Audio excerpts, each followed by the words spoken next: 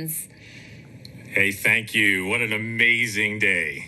And how does it feel to have another rover on Mars?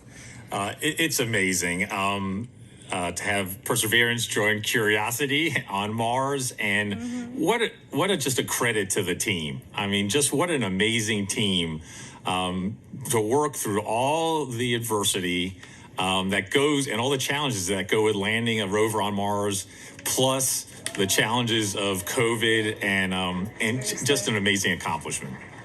And what does this mean for NASA and its future plans? So for robotic exploration, every time we execute a mission with new instruments, we discover new things and things we never thought we would discover. So that always informs our future robotic missions, both landers, rovers, and orbiters. This mission also has technology on it. One of the cool things is the Ingenuity helicopter. Yes. It's an experiment on this mission, but if it's successful, we can use it as an science observation platform by putting instruments on it, and also use it as a scout for future rover missions. And then just the entry, descent, and landing capability. It'll allow us to land more larger, more ambitious robots on the surface of Mars. And then for human exploration, we have the Mars Entry, Descent, and Landing Instrumentation, which is going to give us EDL information. We have the Mars Environmental Dynamics Analyzer. It's going to give us size and properties of dust particles, because when we send people, we're going to have to deal with that dust. This is just an incredible mission because of the science and the technology, and then caching samples for a Mars sample return mission.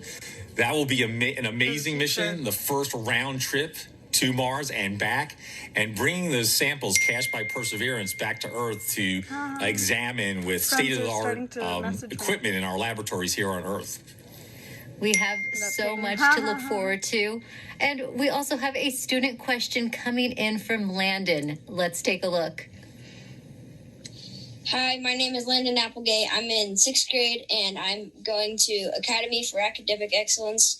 And my question is, do you think we could get resources from Mars to help on future missions, or even as like a launching point? It's a great question.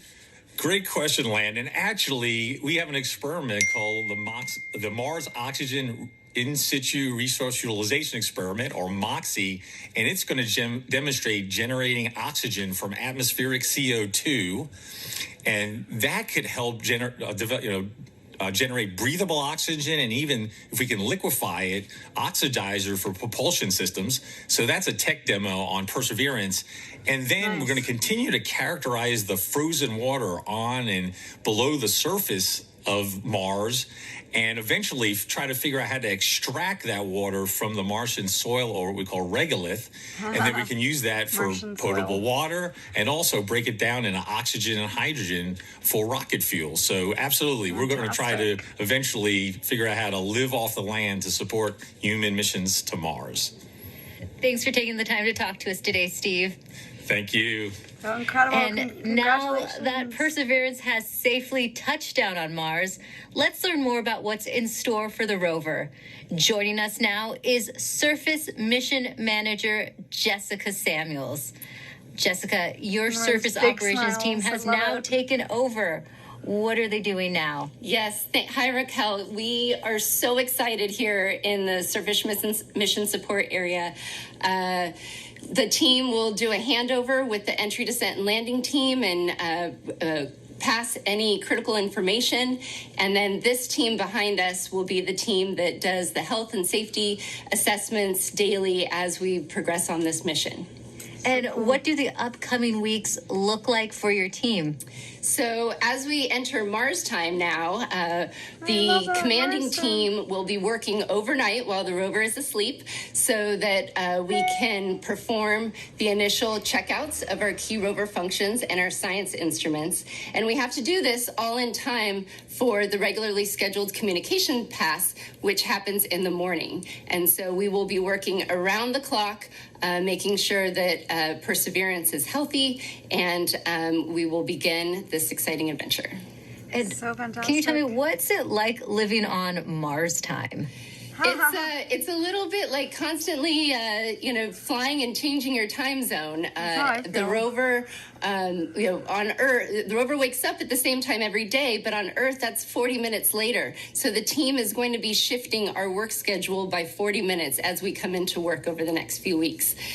So it'll be exciting and some late nights, but we're also excited and we can't wait. It's a whole new lifestyle. Yes. So we awesome. also have a student question for you. This is Sophia's video.